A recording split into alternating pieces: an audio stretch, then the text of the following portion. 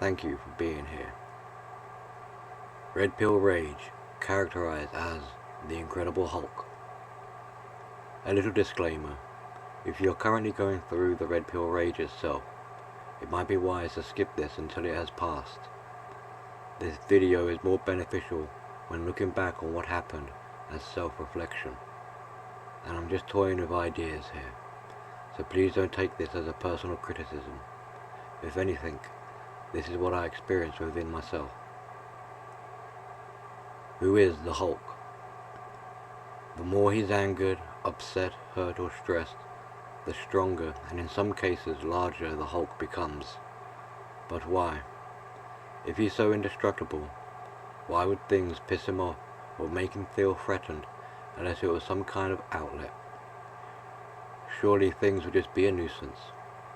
It seems his manifestation is a result of triggers causing a trauma response. As a result of Banner's lack of emotional control, his boundaries push past the limits of his physical human body. He doesn't know his own strength, and it's hard to get through to him. His outbursts are not because he enjoys it. He needs to vent, and so Banner unleashes the Red Pill man hidden inside. They both attempt to reassert control of their self and environment, which seems to be hell-bent to destroy them. The Hulk comes to understand he cannot be accepted in the world, and equally so does Banner after a while, but he still continues to try. Every episode of the TV series is basically him trying to fit in. Ultimately, he wants to be left alone, exhausted by his efforts.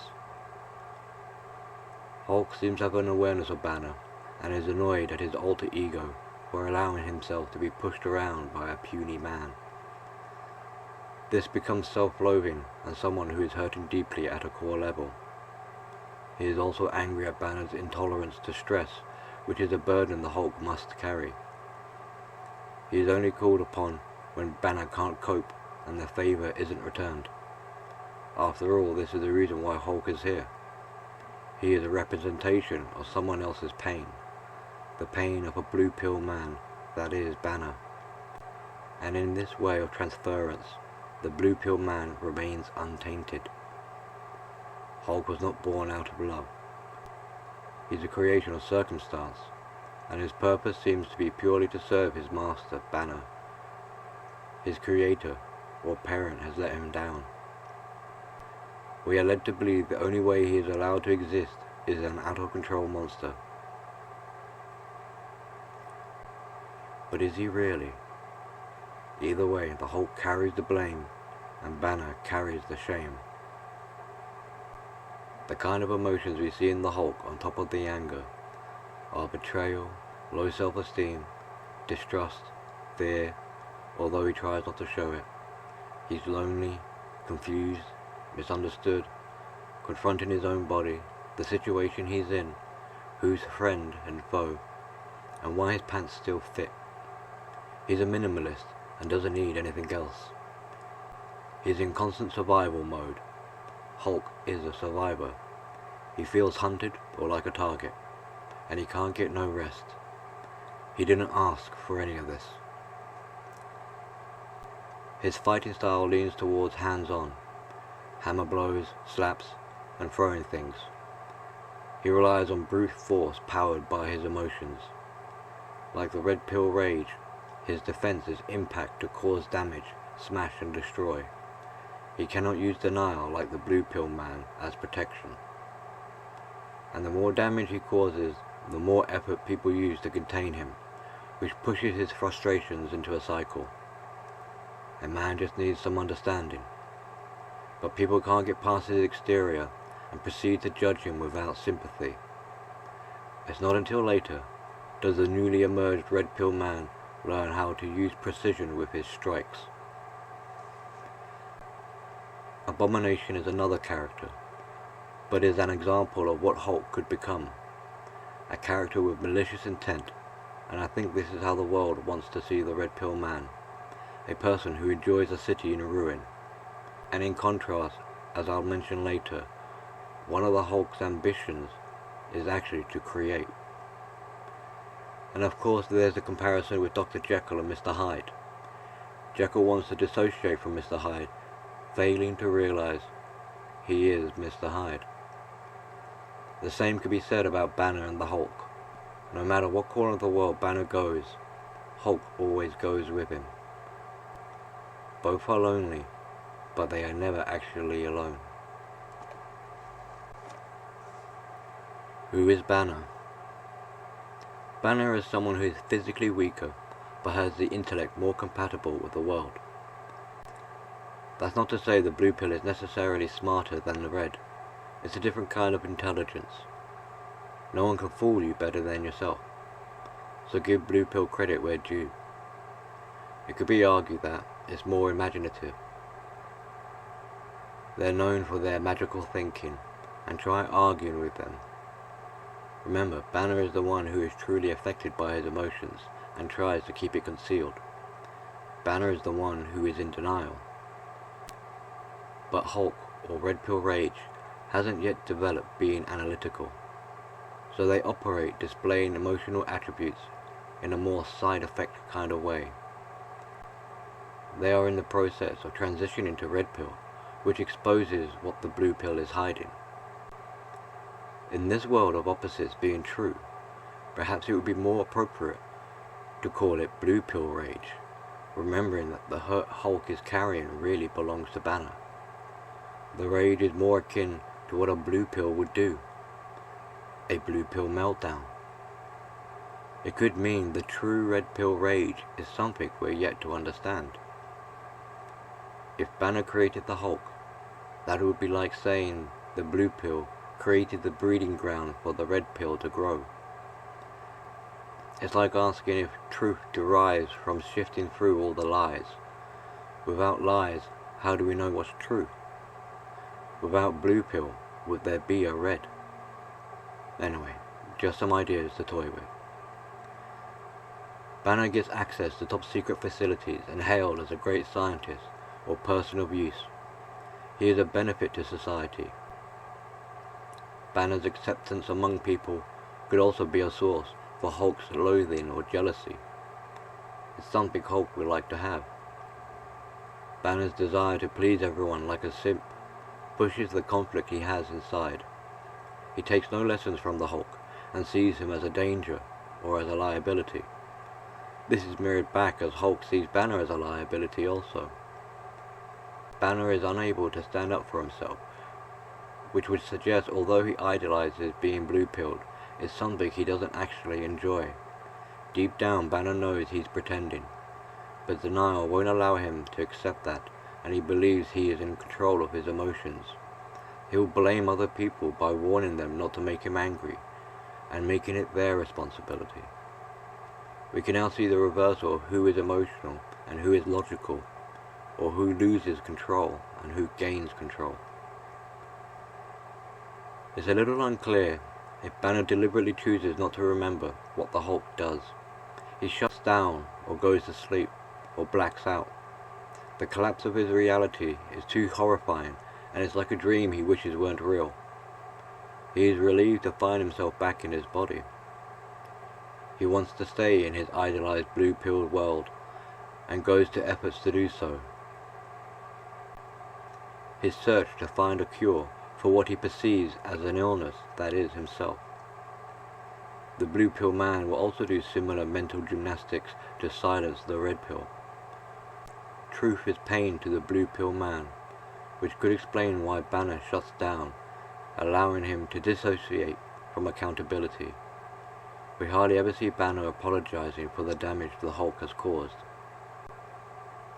The Gamma Burst incident was like dropping the first red pill, a hell of an experience that almost killed him, but on the flip side could have saved him. It gave Banner the chance to confront his life by creating a channel for him to cope with his frustrations. Perhaps the Gamma Burst didn't create the Hulk, and instead simply opened the door, the Hulk having had always been there. This suggests the idea that Hulk is free and Banner is the one who is captive within his narrative. And perhaps it also suggests that Banner is the one who is jealous, and is why he tries to constantly bring the Hulk down. Hulk suffers a lot of projections. Other people. The army brands him a menace. Having proven their point, they retreat and transfer accountability onto him. It's not missiles that kill him. It's calmness and peace. Things he can never have or appreciate. Spoiler alert. This is a heavy sadness, because his life as the Hulk will always be an ongoing struggle, and only through death will he be free. The finale in the TV series portrays this really well. But it doesn't mean it's not a life worth living. Quite the opposite. It plays a significant role for creating meaning for his happiness, so that his death is not just a waste. And the lesson to us to take is to make the most of our lives, to give life its purpose, rather than what's more commonly thought, what's my given purpose. I hope we can see the difference of give and take. We humans have things so backwards sometimes. What about Betty? Banner's hopes and dreams of a normal life are with her, but it's a love that can never be. Generally, he's forced to let that dream go. She is not the answer to his problems, and serves more as a distraction. She becomes too much trouble to deal with, and is a source of yet more pain. She wants Hulk to revert back to Banner, and causes him to feel rejected. He is not a monster, and he does have a heart. Thor is the only one who enjoys the Hulk and doesn't tiptoe around him. They have a somewhat bromance. But Thor isn't human. He is a god. It is the humans that do not treat Hulk as an equal. The remaining Avengers speak to Hulk like a child. He can never earn the respect his human counterpart does, and it doesn't stop Banner from capitalizing on the Hulk's achievements. Banner is proud to have the Hulk as an ally when it suits him. In the comics, he gets treated much more like an outcast than in the Avengers movies. He gets exiled to another planet because people can't handle him. Whilst he is forced to go his own way, Hulk finds recognition on this new world, praise and thrives as a king. He even gets married. He's managed to create a life he desires, and Banner is nowhere to be seen. Hulk has become an individual of his own. He's at peace finally, having escaped his humanity. But of course his happiness cannot last, and he loses his wife, and if I remember correctly, his unborn child. The rage. Blue versus red. Until logic can grasp the situation for what it is, only emotion is able to be in charge as a defender for both Hulk and Banner. There isn't any other persona that could fill the role. He has no other tools he can use. The rage Hulk presents, therefore, is the only and best choice for the threat of immediate survival, yet it's faced with disdain. He is not classed as a hero, but to us he is. We appreciate the struggle raging within him, but people in the Hulk's universe cannot. In time, the rage turns into acceptance. A balance is being achieved, and it could be simply called awareness. Outputting emotions and adrenaline gets exhausting.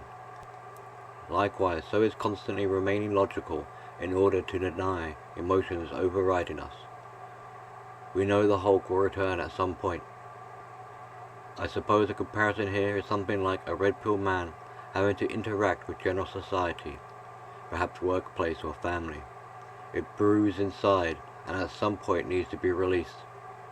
And just because we might have gotten through the bulk of the Redpill rage, it can still re-emerge from time to time.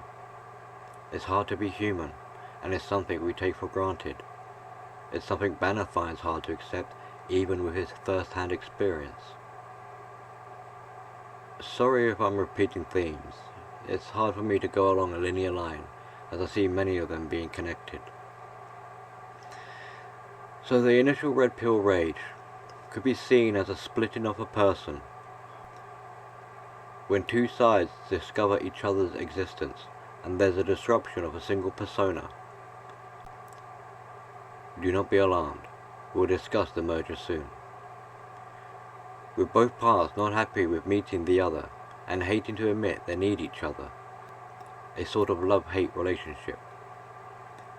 This is also a way to resolve cognitive dissonance, to split. Largely, who we're angry at isn't the people who hurt us, it's ourselves for allowing them to dupe us.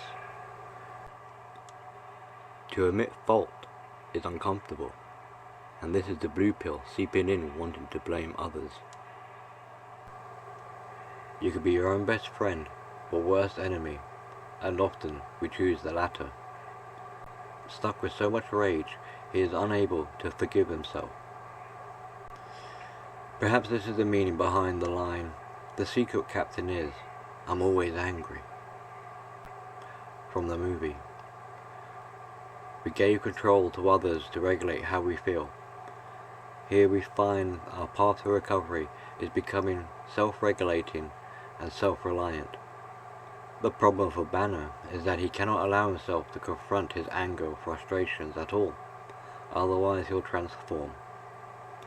It's a wound he can never heal because he cannot incorporate the Hulk.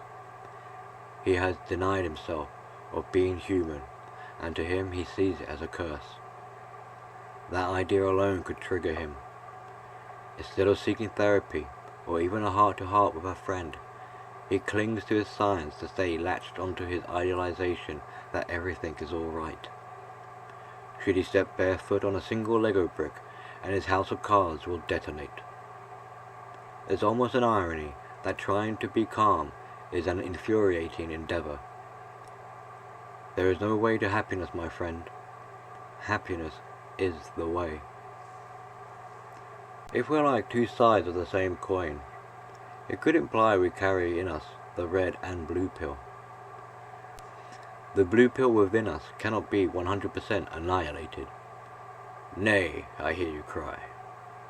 If we did, it could create the problem of detachment from humanity. Humanity being not one or the other.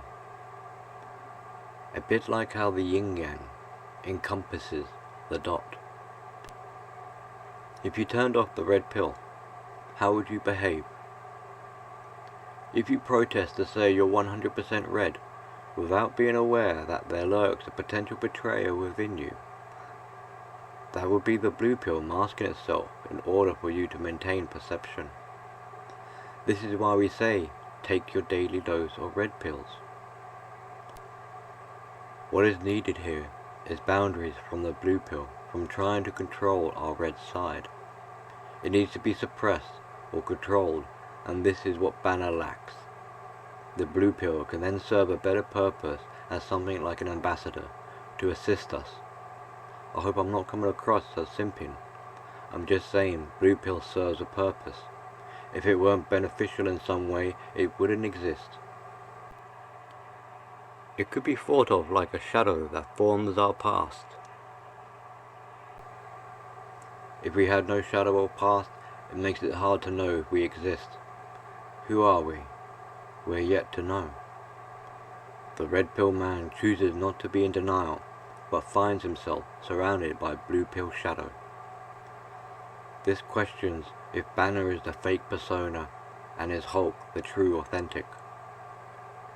Imposter syndrome is a fear the ego is afraid to face. Arguably, if Banner is actually another Hulk, he is the Hulk. Is this a struggle all blue-pilled, or people in general have within? And perhaps why the audience relates so well with him?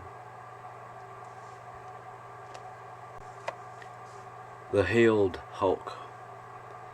Many desire solitude with nature, where they can be alone with thoughts and meditation.